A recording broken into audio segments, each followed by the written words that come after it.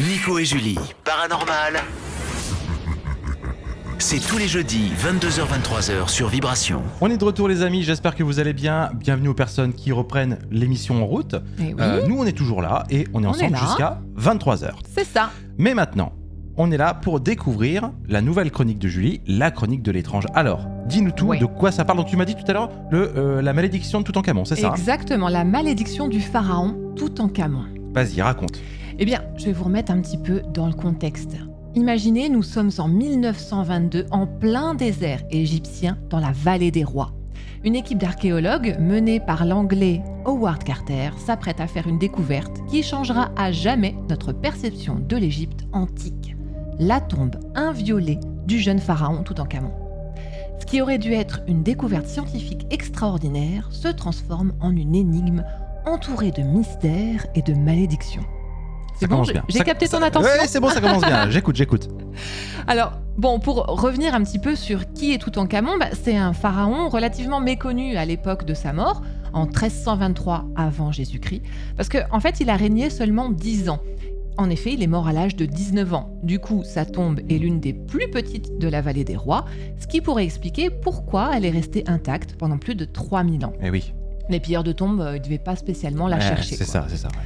En 1922, après des années de fouilles infructueuses, l'archéologue Howard Carter et son mécène, Lord Carnarvon, je sens que je vais écorcher son nom à ce pauvre lord, découvrent une entrée secrète qui mène à une tombe inexplorée.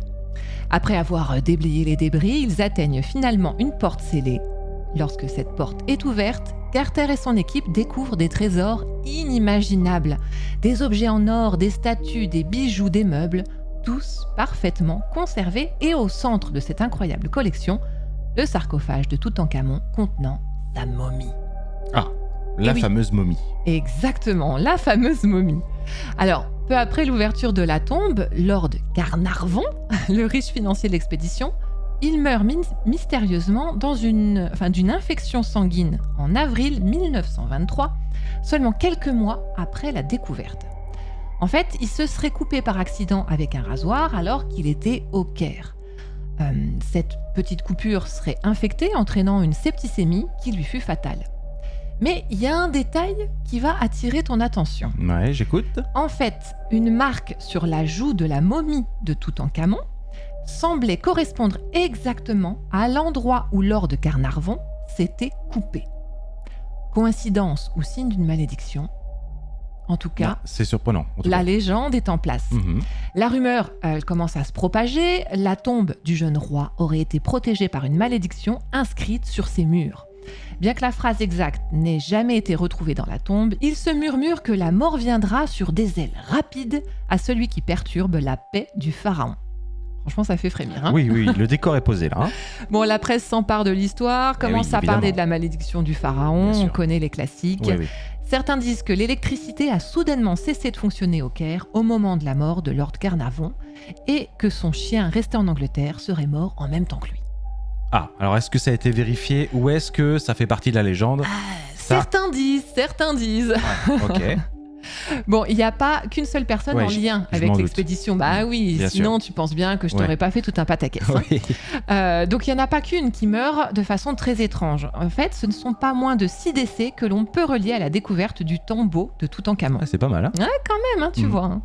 Il y a eu George J. Gould, un homme d'affaires et financier américain très fortuné, qui a fait partie des premiers visiteurs de la tombe après son ouverture.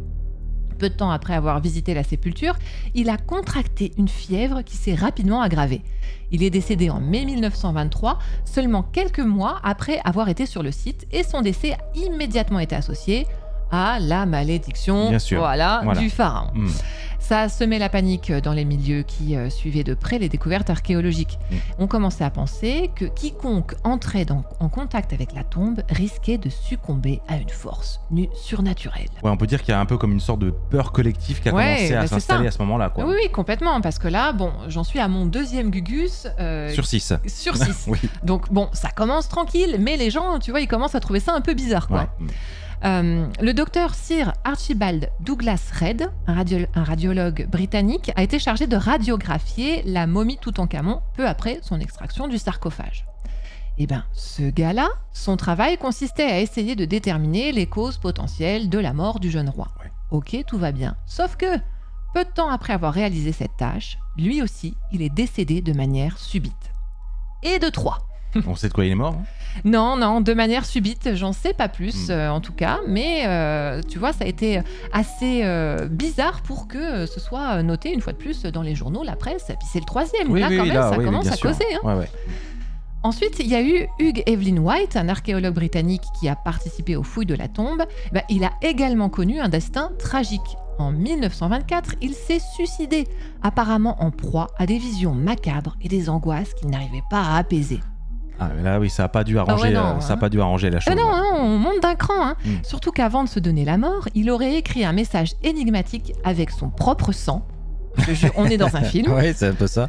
Je suis hanté par des fantômes. D'accord. Bon, voilà. Bon, très bien. Bon, on est à 4. La bonne ambiance. La bonne ambiance. Voilà mon petit 5e. Arthur Mace. Donc, cet archéologue, il a également fait partie de l'équipe de Howard Carter.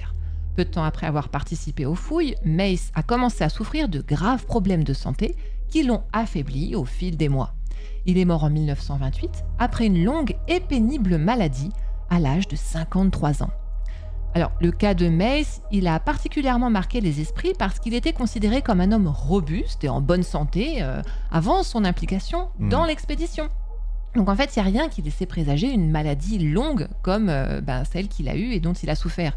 Certains de ses proches ont décrit des cauchemars répétitifs qu'il aurait eu peu de temps après avoir travaillé sur la tombe, le laissant épuisé et paranoïaque. Alors, je vais te couper un petit peu, mais moi, ça me fait penser à quelque chose, les amis. Je sais pas si vous l'avez, mais est-ce que ça aurait pas inspiré un épisode de Tintin, cette histoire? Ah bon? Ah, mais oui! Mais clairement! La malédiction de la momie, c'est ça. Le temple du soleil et puis et les 7 boules de cristal. Voilà, cherchez. Est-ce que ça aurait pas effectivement, je pense qu'il y a un lien. Alors moi, j'ai que 6 personnes qui sont mortes, mais il y a 7 personnes qui ont été directement impliquées dans la découverte du tombeau de Toutankhamon. C'est génial. Ah, mais moi, je suis sûr que ça a été inspiré de ça. Ouais, je pense. T'as complètement raison. C'est fou, j'avais pas fait le lien. Alors, me voilà avec ma 6e personne. Le 6e protagoniste, c'est Richard Bethel, un secrétaire personnel de Howard Carter. Il est également décédé dans des circonstances suspectes. Il a été retrouvé mort en 1929, donc je te rappelle que la tombe a été découverte en 22, donc tu vois, l'affaire traîne. Oui, ça traîne. Voilà. Il a été découvert étouffé dans son lit à Londres. La cause officielle de sa mort a été attribuée à une attaque cardiaque, mais beaucoup y ont vu l'œuvre de la malédiction, évidemment. Ouais. Alors, fait encore plus troublant, son père, Lord Westbury, s'est suicidé peu après la mort de son fils en se jetant par la fenêtre de son appartement. Dans une note laissée derrière lui, alors pas en lettres de sang, je te rassure pour celui-là, il exprimait sa terreur à l'idée que la malédiction des pharaons puisse continuer de frapper sa famille. Ah ouais, la psychose. Eh oui, voilà. C'était vraiment une psychose, quoi. C'est ça, mais là, franchement, c'est quand même des morts en série et ça a traîné quand même sur plusieurs années. Hein. Donc là, tu as vraiment l'impression d'avoir dérangé le sommeil du pharaon et d'avoir cette ombre noire qui te suit et qui un jour arrivera à avoir ta peau. Hein. Mais alors, si tu as bien suivi l'affaire, on a parlé des collaborateurs de Howard Carter, mais lui, il n'est pas mort en fait. Ah ouais. Il a fini par mourir, mais de sa belle mort en fait. D'accord. Donc Howard Carter, le principal découvreur de la tombe, il n'a jamais été touché par la malédiction. Il est mort en 1939 à l'âge de 64 ans, 17 ans après la découverte, et dans des circonstances tout à fait naturelles.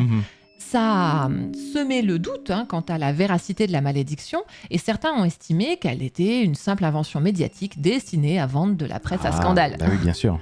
Bon, alors il y a certains scientifiques qui ont aussi émis l'hypothèse que des spores de champignons ou peut-être des bactéries, tu vois, qui étaient bien calfeutrées dans la tombe pendant des millénaires, elles auraient pu infecter les fouilleurs lorsqu'ils ont pénétré à l'intérieur du tombeau et aurait provoqué des maladies soudaines. Tu as des notions de microbiologie. Qu'est-ce que tu en dis de ça? Tu penses que c'est viable? Je pense qu'effectivement, il n'est pas déconnant de se dire qu'ils auraient pu un peu raviver un virus, notamment, qui aurait pu saisir l'occasion de trouver des hôtes tout frais, tout pimpants pour aller se loger et puis lui redonner un petit peu de vigueur. Ouais, c'est possible, c'est sûr.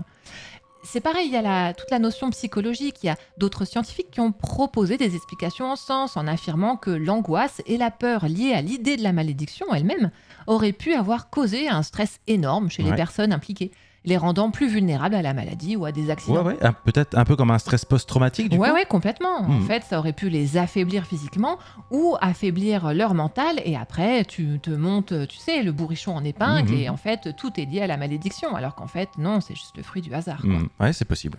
Enfin, toujours est-il que près d'un siècle après la découverte de la tombe, la fascination pour Toutankhamon et sa malédiction, elle s'est pas estompée. Il y a eu des films, des livres, des documentaires qui se penchent sur ce mystère. Donc, moi j'ai envie de te demander, maintenant que tu connais tout, qu'est-ce que t'en penses? Et vous, chers auditeurs, vous en pensez quoi? Est-ce que c'est une simple coïncidence, ou est-ce que les pharaons ont vraiment protégé leur repos éternel avec une force que nous ne comprenons pas? Moi, je sais pas trop, en vrai. J'y crois un petit peu, mais mon esprit un petit peu cartésien me dit que le coup des sports, moi, ça me parle. Ou le virus, ça me parle aussi. Je trouve, ouais. Et puis, il y a ce contre-exemple du principal découvreur de la tombe qui, lui, n'a pas été infecté. C'est un peu étrange, tout ça, mais ça soulève beaucoup de questions, je trouve, quand même. Je suis complètement d'accord. Moi, je trouve ça hyper intéressant parce que tu as des morts, quand même, qui sont hyper suspectes. Et puis, comme ça, des morts en série, toutes liées à la découverte même d'une seule et même antiquité. C'est quand même un petit peu bizarre, hein. Ça a le mérite de nous faire nous interroger, hein, c'est sûr. C'est vrai. Bon, en tout cas, les amis, il est temps de se faire une petite pause. Ouais. Et puis, on va bientôt retrouver le prochain témoignage. Et cette fois-ci, c'est Virginie qui nous a directement contactés. Bon, très bien. Écoutez, si vous voulez nous contacter, les amis, vous savez comment faire. paranormal@vibration.fr ou paranormal@8fm.fr. Les amis, bougez pas. On revient tout de suite. À tout de suite. Nico et Julie. Paranormal. Ça fait un peu peur quand même. Mais on adore ça. 8FM.